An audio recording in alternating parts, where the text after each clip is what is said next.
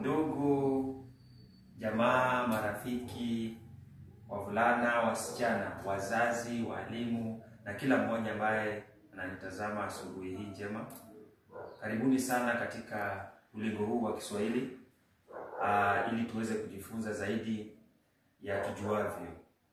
Kwa hivyo leo tutazamia katika msamiati wa maneno ama tuseme msamiati wa teknolojia katika kitengo cha tafsiri ya maneno kama tufanyavyo kila wakati.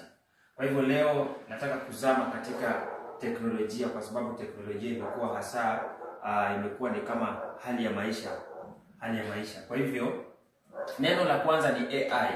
AI ambayo inatumika sana siku hizi na kila mmoja, hata si vijana wa Gen Z peke yao. AI katika lugha ya Kiswahili tunaita akili unde. AI katika lugha ya Kiswahili tunaita akili unde. Kisha kuna air conditioner, ile ambayo huwekwa kwenye majumba yetu ili kusafisha hewa. Air conditioner katika Kiswahili tunaita kiyoyozi. Air conditioner tunaita kiyoyozi. Kisha kuna calculator ambayo kila mmoja wetu hapa alitumia wakati fulani alipokuwa shule. Calculator tunaita kikokotoo. Calculator tunaita kikokotoo katika lugha rasmi ya Kiswahili. Kisha tuna fridge ambayo tunawekea chakula ili kisije kikaharibika. Kisha fridge tunaita katika lugha ya Kiswahili jokofu au kitohoa ni fridge. Kwa hivyo ukisema jokofu au useme fridge utakuwa umekosea.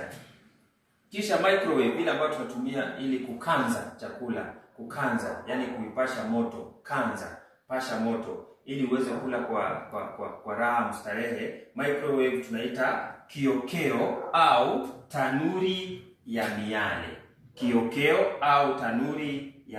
Microwave. Kisha microscope, ile ambayo hutumika kuona vitu ambavyo vidogo sana ili uweze kuonekana katika macho ya kawaida. Microscope tunaita hadubini, hupatikana sana kwenye maabara, laboratories, kwenye maabara. Microscope tunaita hadubini. Kisha bulletproof, ile ambayo huvaliwa sana na walinda usalama ama mtu ambaye labda anahofia maisha yake wakati wote mambo yanaweza kwenda tenge, anavalia bulletproof.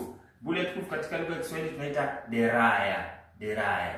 Kisha ATM, ile ambayo tunatumia wakati tunafanya shughuli zetu za benki, kutoa pesa kwenye benki, kwenye mashine fulani hivi. ATM, ile card ambayo unaweka pale ili uweze kupata hela zako, tunaita kiotomotela. Kwa hivyo asanteni sana kwa wale ambao mnazidi kunishika mkono, kunisupport. Tafadhali wale ambao wako katika mtandao wangu wa YouTube, subscribe. Wale ambao wananitazama katika TikTok, tafadhali follow, na pia unaweza ukashare kwa sababu wanasema huwezi kuwa binafsi sana ili uweze kutazama mambo mazuri kama haya na usimwambie mwenzako. Kwa hivyo ukishare utakuwa pia unanisaidia sana. Kwa hivyo nawashukuru sana. Endeleeni vivyo hivyo hadi wakati mwingine, inshallah.